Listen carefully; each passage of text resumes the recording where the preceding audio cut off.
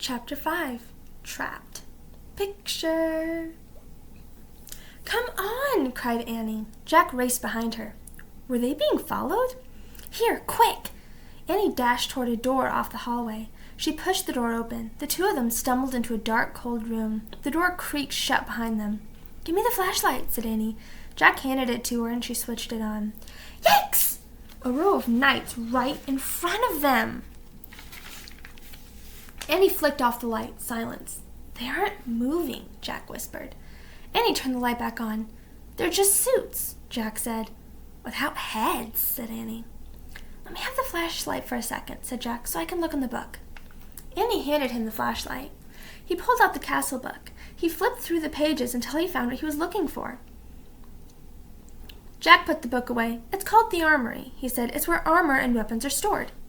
He shined the flashlight around the room. "Oh, man," whispered Jack.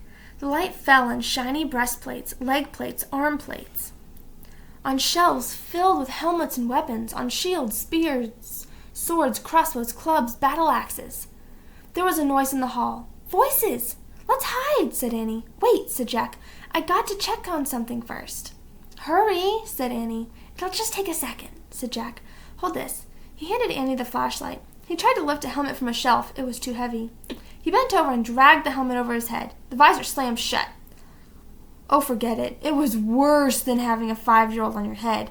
More like having a 10-year-old on your head. Not only could Jack not lift his head, he couldn't see anything either. "Jack!" Annie's voice sounded far away.